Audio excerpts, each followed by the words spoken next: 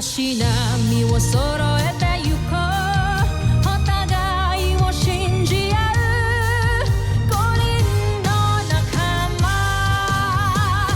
バルテス5に預けた命飛ぶぜ宇宙の果てまでもみんなの笑顔持ち帰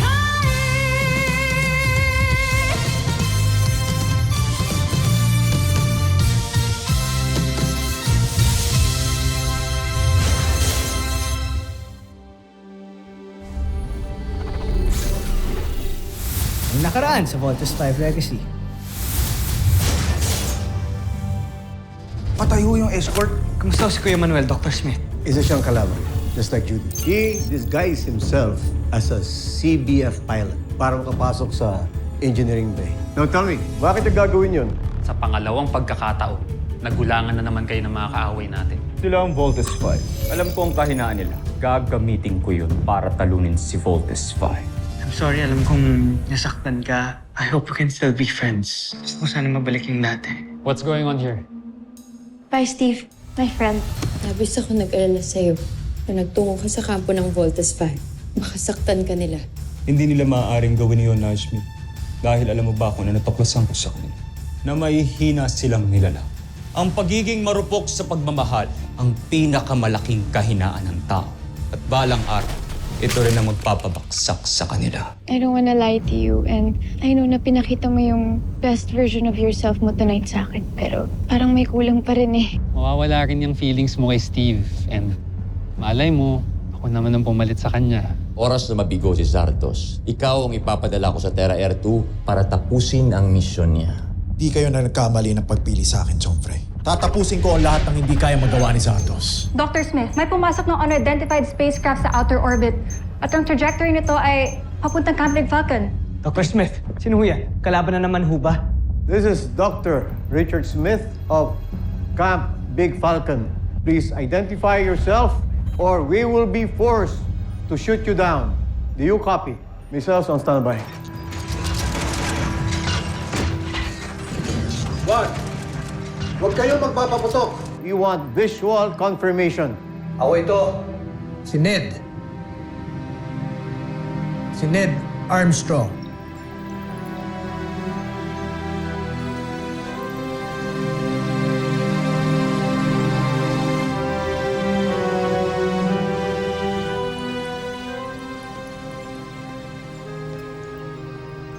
Papa, ikaw ba talaga yan? Ano? Siya ang papa natin? Oo. Siya nga si Papa. Bumalik siya. Sino yun? Sino yung mga boses na naririnig ko? Hindi niya tayo nakikita?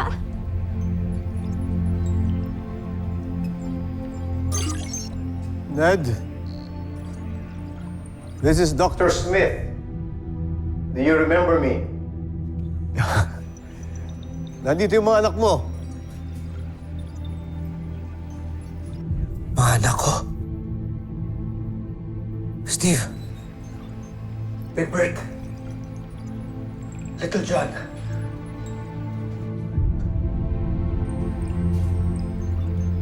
Papa! Kami nga, Papa! Dr. Smith, gusto ko na pong makita ang papa ko. Papasukin niyo na po siya. Dr. Smith, gaano ba tayo kasigurado na si Dr. Ned Armstrong talaga yan? Mark, matagal ko nang kakilala si Dr. Armstrong. Kung meron mang hindi tama sa kanya, I will be the first one to know. Don't worry about it. Dr. Smith, salubungin po namin si Papa. Chief, bring down the barrier. Yes, sir. Okay, let's go. Tara! Commence landing procedures.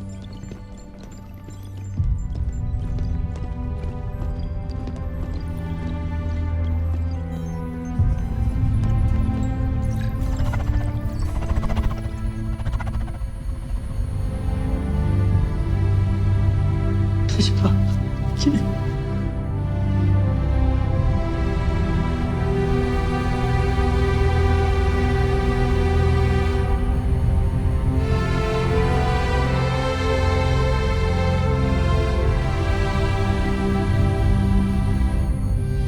Steve. Bert.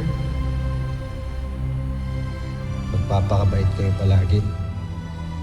At lagi niyong alagaan ang inyong bunsong kapatid. Pangahawakan ko ang pangako mo, Ning. Hihintayin ka namin.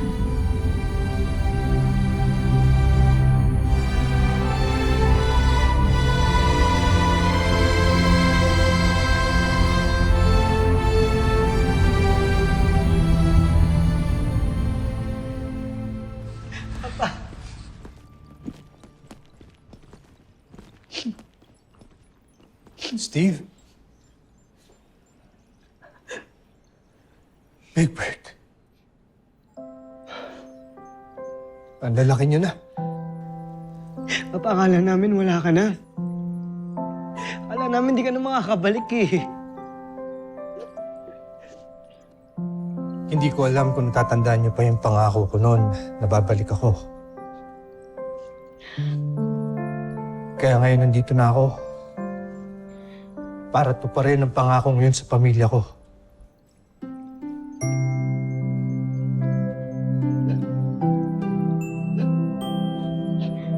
Little John? Ikaw na ba yan? Ikaw po ba talaga ang papa namin? Baby ka pa noon. Nung umalis ako. Pero ngayon nandito na ako. Dahil bumalik ako para sa inyo. Papa!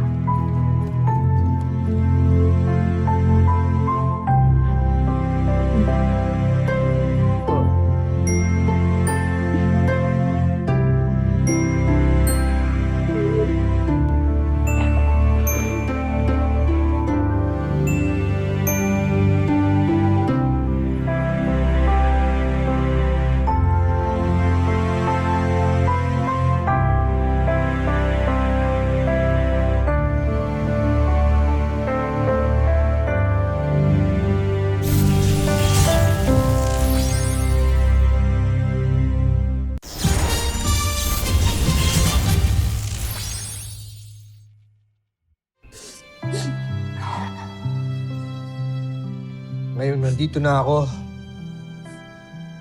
Hindi na tayo magkakahiwalay ulit.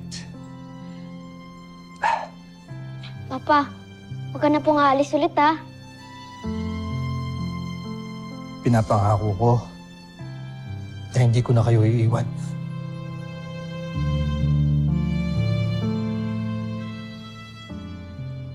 Nasaan nga pala ang mama ninyo?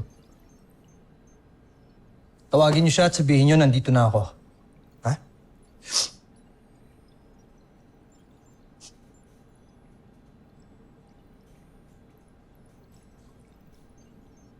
Nasaan ba talaga ang mama niyo?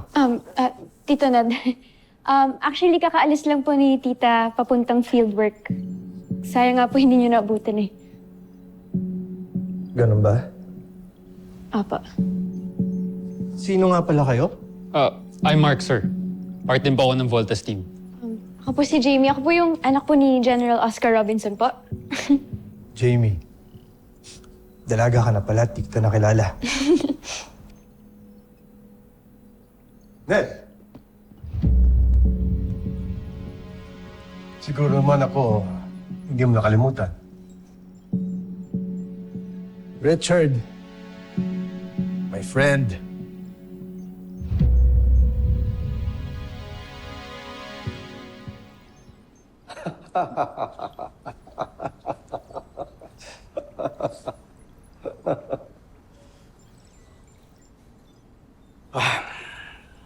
Welcome back, Ned. Halika. Nasamahan kita sa debriefing.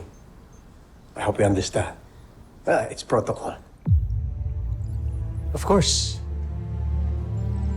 Don't worry. Babalikan ko kayo agad. Let's go. Halika. Dagat ng pag-uusapan.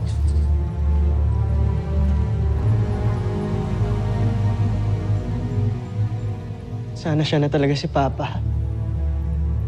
My thoughts exactly. Hindi niyo nararamdaman ko. Ano? Niyakap niyo si Papa kanina, tapos ngayon, duda kayo? Ang bad niyo naman. Little John, don't talk to your kuyas that way. Mag-sorry ka sa kanila. No bad sila. Ikaw rin, naglay ka kay Papa tungkol sa mama ko. Bad Little mong John, lahat. Little John.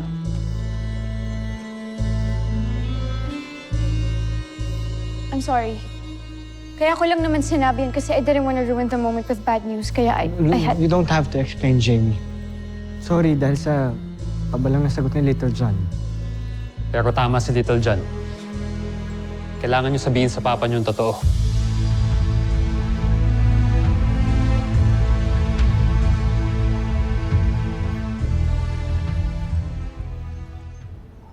Ned, tagal mong nawala.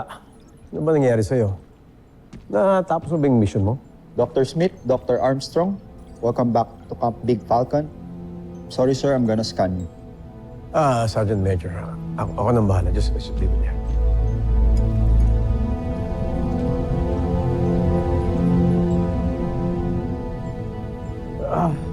Ned, this is just camp protocol na we have to check lahat naman to make sure lang na ikaw talaga si Ned. Let's see. Can you please stand? Okay, let's see this. Okay.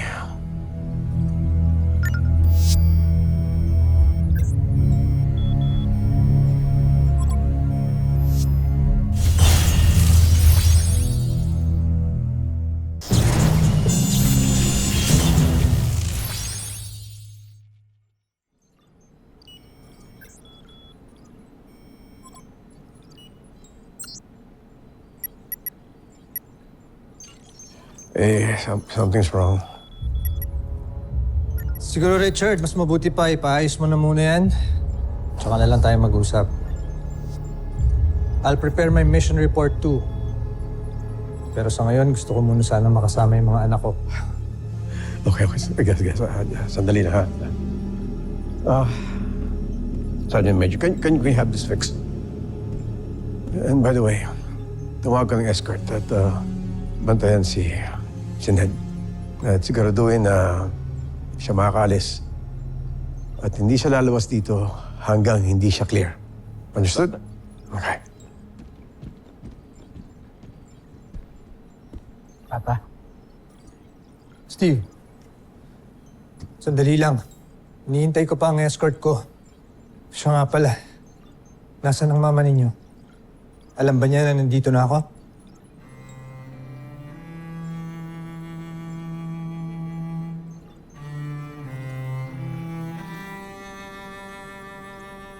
Bakit ganyan ang tinginan ninyo? Steve, nasaan ang mama mo? Wala na ako si Mama, Papa. Patay na ho siya.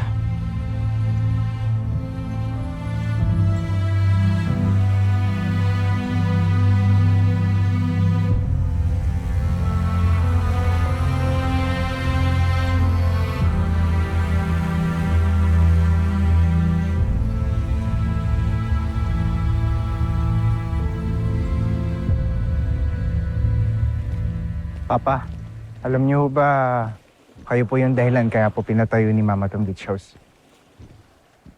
Kasi po ang kwento niyo po sa amin, dito raw ho kayo una nagkakilala. Papa, di niyo pa ho sinasagot yung tanong namin sa inyo. Saan ho ba talaga kayo galing? Saka, ano ho nangyari? Bakit ngayon ho kayo bumalik?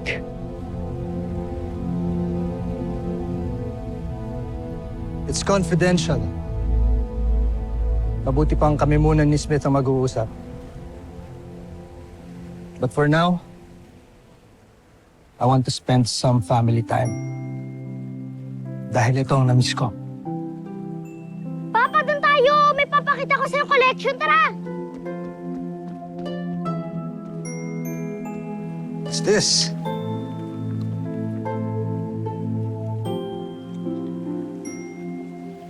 Hindi ka ba nagigilty? Kasi ako guilty ako na pinag-iisipan natin si Papa. Karamdam ko siya talaga si Papa. At naniniwala ako na siya si Papa. Sana.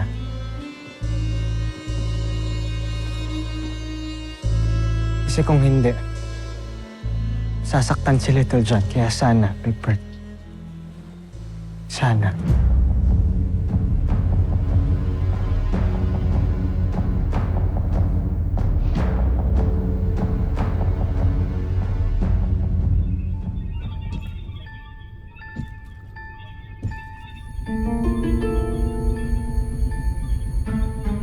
Nais niyo raw akong kausapin.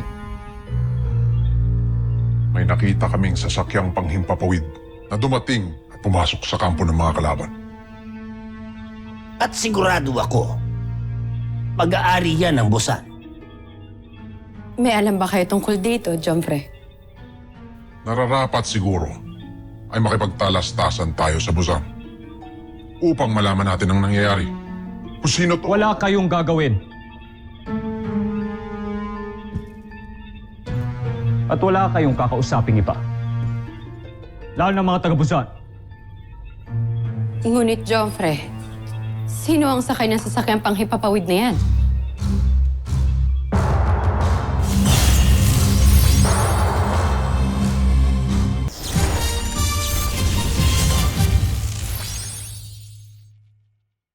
Ngunit, Jomfre, sino ang sakay ng sasakyang panghipapawid na yan? Isa siyang kaibigan.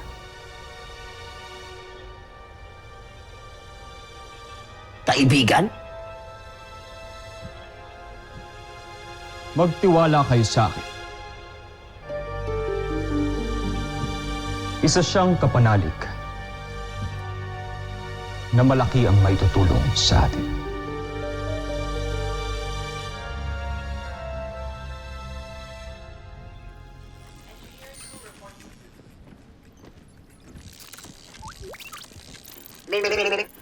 Little John, Octo 1, low battery. Okay, Octo 1, mag-recharge ka muna dun sa kwarto ko.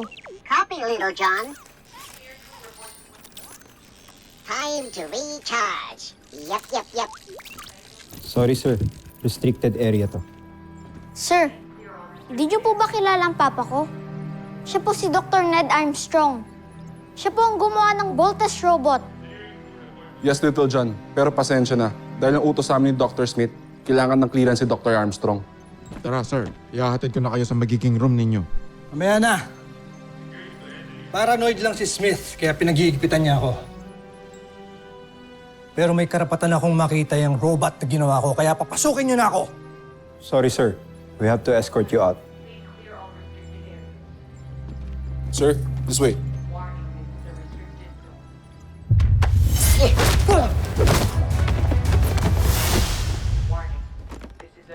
Oo, tama na yan! Papa! Tama na yan!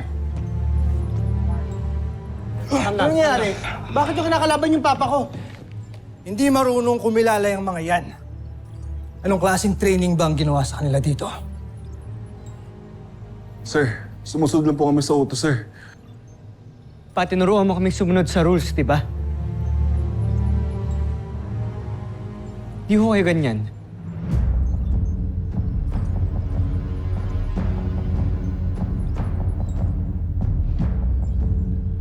Pasensya na kayo. Uminit ang ulo ko sa inyo. Yeah, I'm sorry. Ngayon kailangan ko na magpahinga. This way, sir.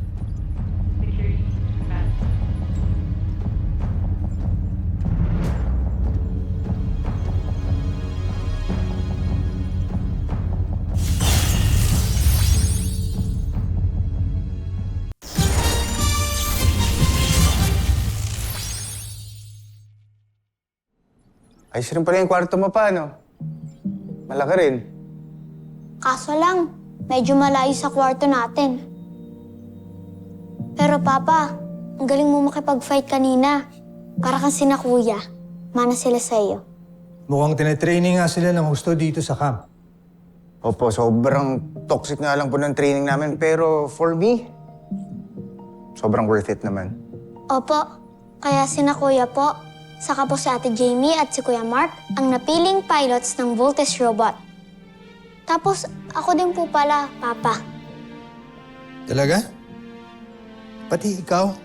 Kahit na bata ka pa? Kung alam pong bata to. Pero sobrang astig pong pilot yan ng Volt Frigate. Tsaka pag nasa gitna po kami ng laban, pa, siya po yung nag-aayos, nagto-troubleshoot ng lahat ng mga Voltes machines. Really? Wow. I'm really proud of you, anak.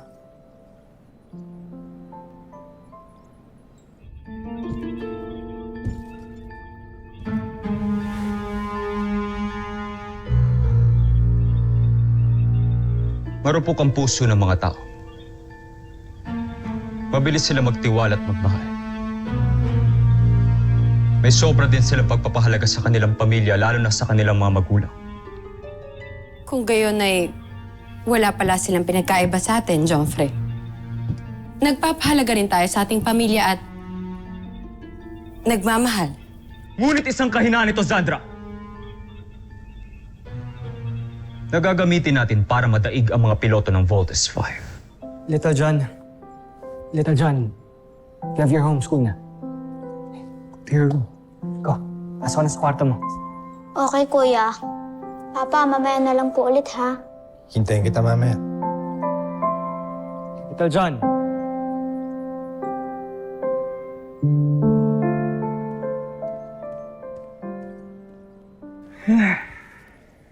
Alam mo pa, grabe, sobrang saya talaga ni Little John simula po nung dumating kayo dito.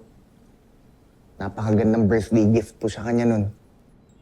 Ang tanong namin, Prinsipe Zardos, kung may kinalaman kayo sa panauhin na dumating sa kampo nila, Pagbutihin nyo na lang ang paggawa ng ating bagong beast fighter. Napakakawalan natin sa sandaling hinog ng aking mga plano. Pa, kailan nga ulit yung birthday ni Little John? Naalala niyo po ba? Paano ko ba naman makakalimutan yun? Well, I hope may pinrovide ang camp na damit para sa akin dahil kailangan ko na talaga magpalit. Kailan ho exactly yung birthday ni Little John? Teka, bakit pa tinatanong? Nakalimutan mo, no? No, Big Bird. Kung siya talaga si Papa, masasagot niya kung kailan ang birthday ni Little John o birthday mo, birthday ko. I'm sure hindi mo makakalimutan yun, Papa.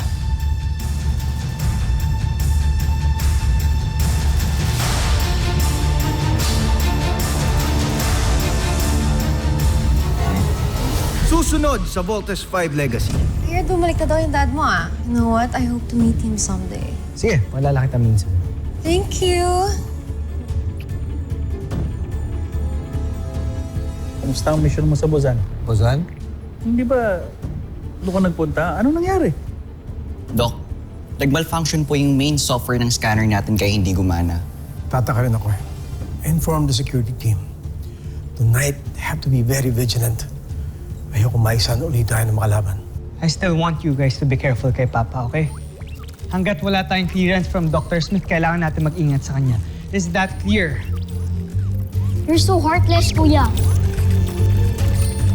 Papa!